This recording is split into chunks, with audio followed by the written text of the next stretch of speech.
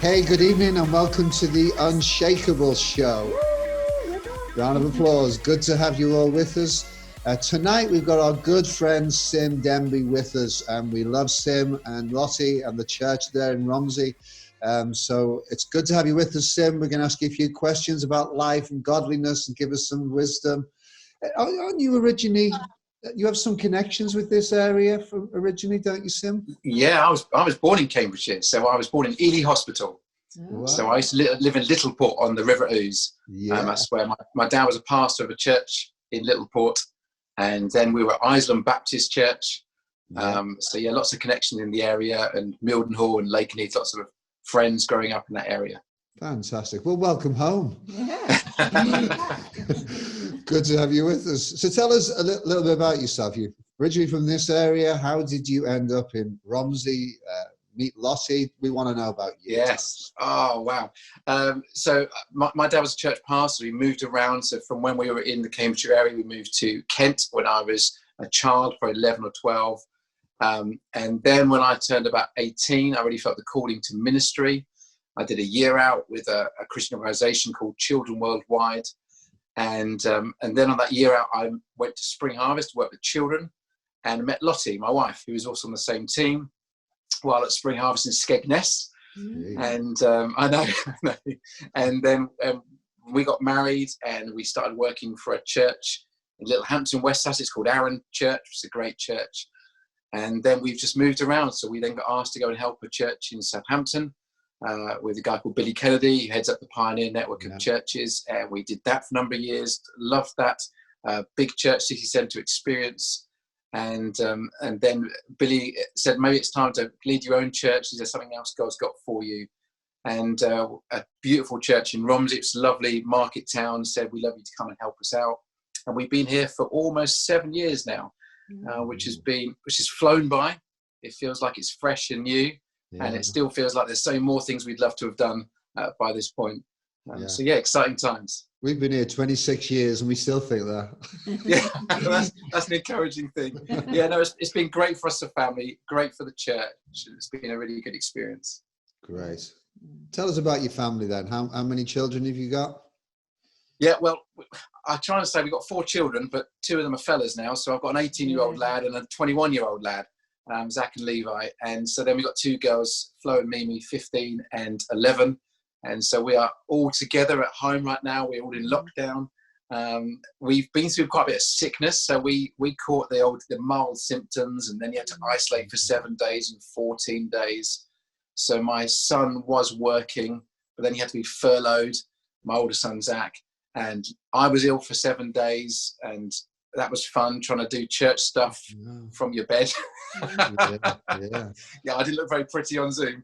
And then I just was coming back round from a 7-day, and then Lottie got some stuff. And so then we're just running around the house with trays of food. And it took about 2.5 weeks before we all sat together around a table. So it's just nice that we're all healthy and well and back together. So although we've been under the same roof for almost 3.5 weeks, we have actually all been in separate rooms most of that time. So it's been a very strange, but we're just starting to really enjoy being together now. And are you a sort of dad who helps with the homework then?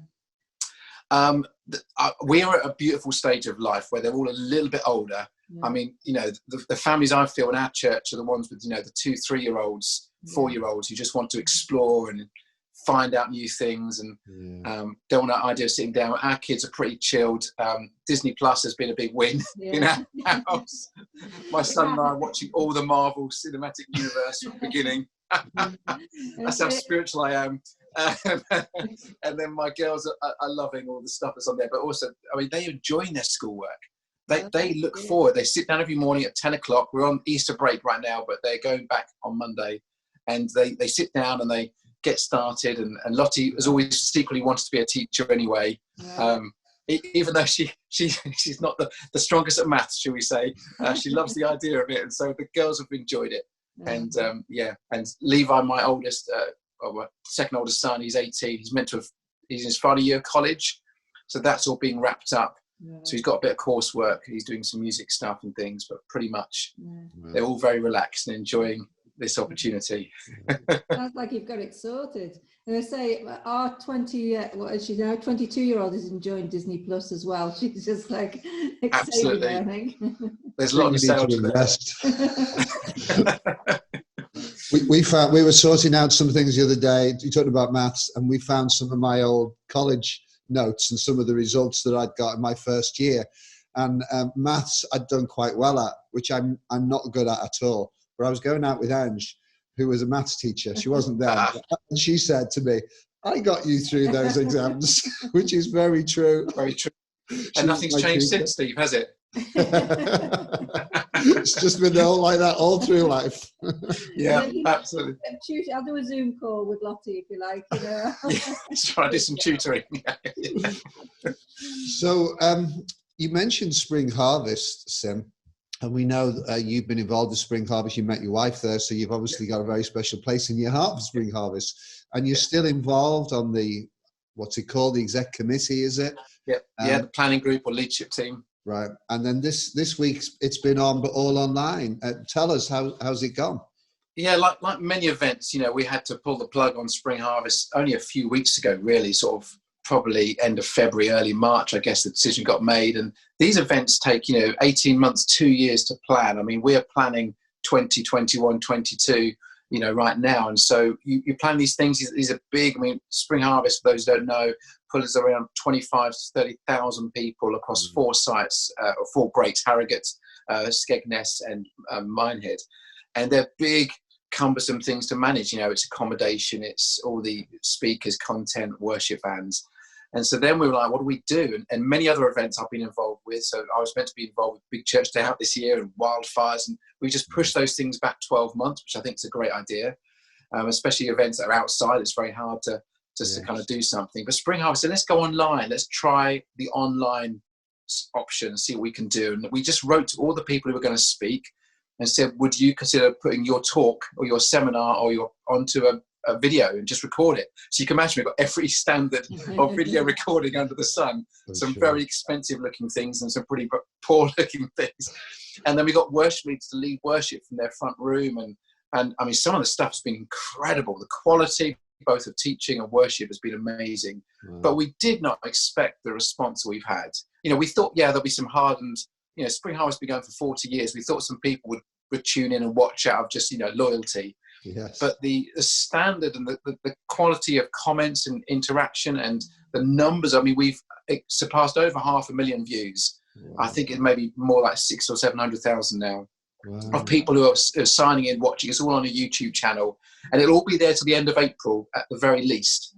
So if people want to go and just watch it, you can just go and pick up your favorite speaker and just go listen to a few things, or worship leader. And the great thing is now, if you don't like it, you can just flip to the next one, But normally at Spring Harvest, you have to nod and sit in the seminar and just pretend you're enjoying it. But now you can just mute the speaker or fast forward the worship leader. But people are signing in, and the kids work. There's a great thing called the Big Start, which is I would encourage your children or families, teams to get hold of. Martha Jones and Joe Fisher, an incredible job. It's almost reminiscent of back in the broom cupboard days, right? Because I think everyone's in sort of small spaces, and it works really well. And they've just, instead of doing horrible histories, they're doing Holy Spirit histories and telling the stories of the Holy Spirit through the Book of Acts.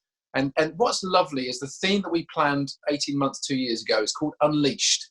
And it's the Book of Acts, the church unleashed, released into the world. Yeah. And we planned it. And here we are as the church. We're unleashed. We're not in our buildings. We've been deployed. We're all around our tables in our communities like never before.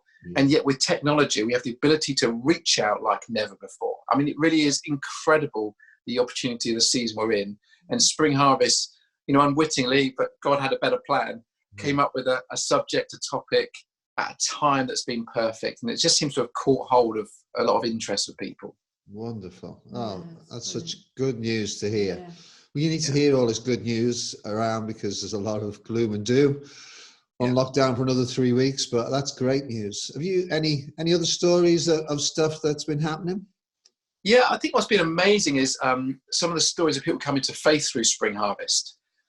So we heard a story of a lady a couple of nights ago who was just messaging on the live chat on YouTube. You can do this live chat. And she was just messaging saying, I'm leading my husband to faith right now on the sofa.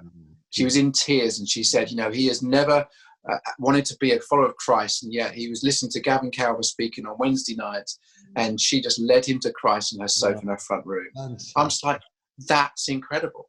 Yes. Or as I mentioned earlier, a friend of mine is on a leadership team with us. He loves dressing up. That's his thing. He loves dressing up in sort of, kind of costumes for Ghostbusters and Star Wars characters. And so he did for the NHS clap. He dressed up and went outside and clapped to the NHS dressed up and put a video on YouTube. It's a lot of fun. And a friend of his who does similar stuff saw it, went down his link, saw the Spring Harvest videos, jumped on to watch what his mate was doing, and then contacted my friend and said, how can I get saved? How can I find faith? And I just think those sort of stories are becoming more and more common. I'm sure you found that at C3. We found that at Freedom Church. People are jumping onto our services like never before, because you can have a look and no one knows you're there. There's no weird person on the door who's going to shake you by the hand a bit over over keenly. You can just sneak in, and if you don't like it, you can sneak out again. Yeah, it's very safe, isn't it, to be able to watch from your own home? Nobody's watching you, you're watching it. It's very safe. And we've had people from our church invite their friends who've come along. We had a lady, one of our first weeks of going online, and it was quite a funny message. She said, I cried the whole way through your church service. I was like, is this a good message? And she said, I've never been to church before, but I needed this right now. And she's not in faith yet, but just hearing the emotional response of just people in desperation who are looking for hope in hopeless circumstances. And as the church, we have the answer. We have Jesus. We have the very person of hope and faith. And I think the Easter story last weekend, for many of us, it's our big service. But the story of Easter, especially that Easter Saturday, of living in the in-between, that's what we are right now. We're not where we were, but we're not where we want to be.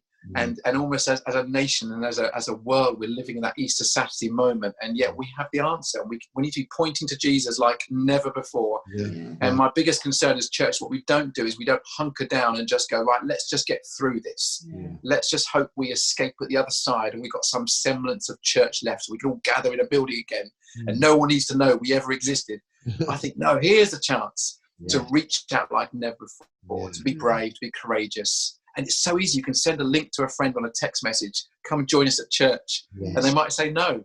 A friend of mine who leads a church just down the coast from me, he felt like he should invite his non-Christian friends. We invited 4 friends to church. He's been inviting for years. All 4 came to church that Sunday morning. And they all stayed for the whole thing and messaged him afterwards. And it's like, it does work. And the impact on people's lives compared to the slight embarrassment maybe to you, and it won't be face to face.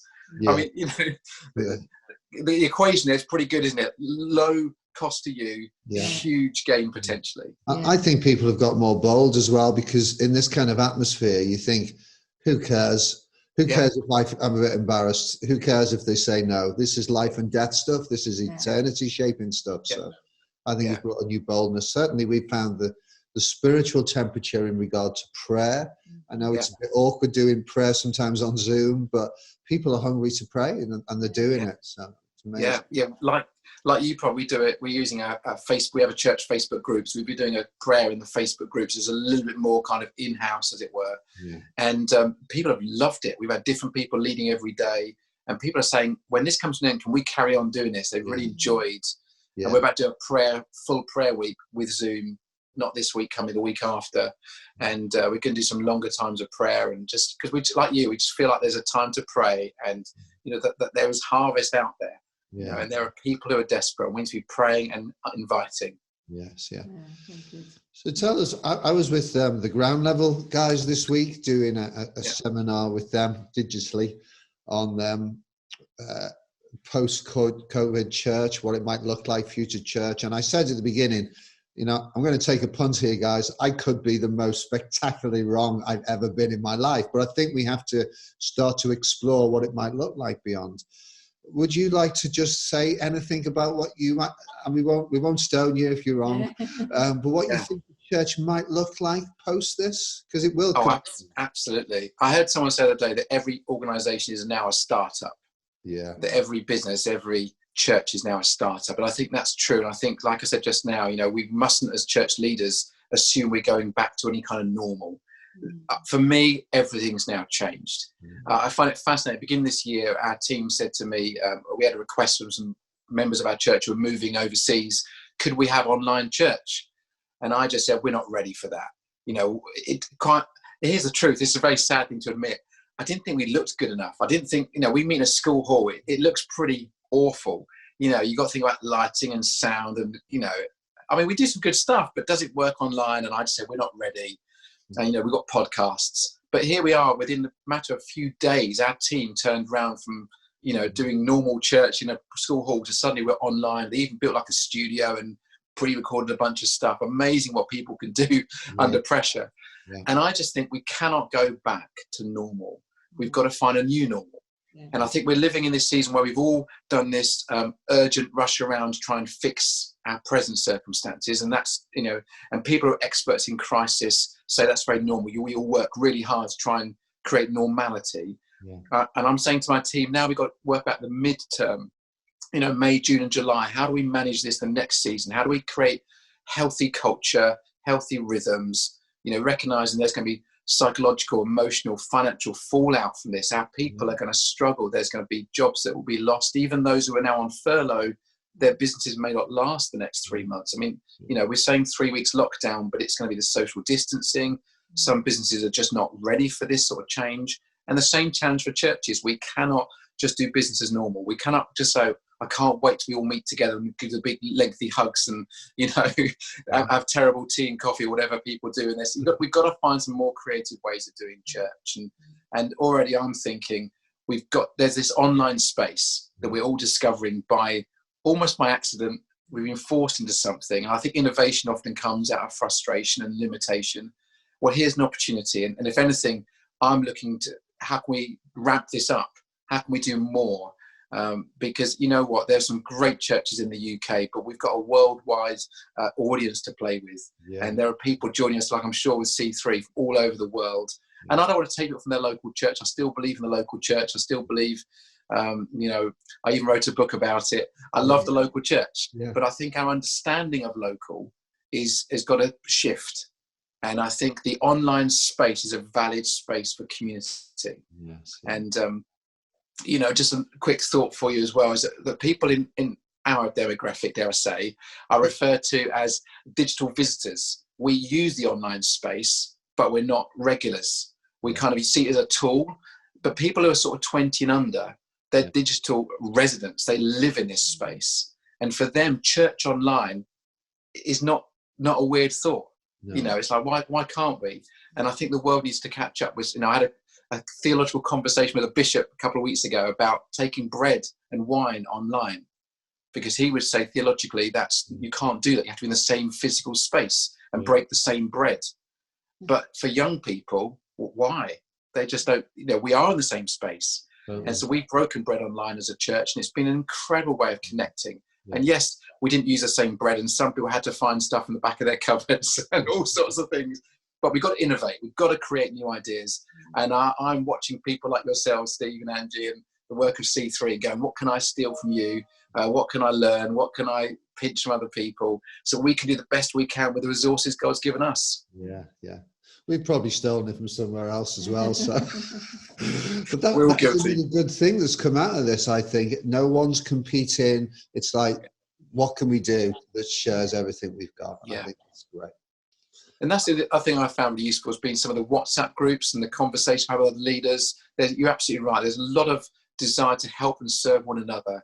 We're not trying to steal land. We're trying to sort of serve and give and encourage. And it feels, and what I've loved as well is as a church pastor, I very rarely get to see other people's churches unless I'm speaking at them. It's so nice to be able to pop in and just go and see, oh, what are the guys doing there? Yeah. And you can have a little nosy, can't you? Yeah, I know you've done it, Steve. I know you have.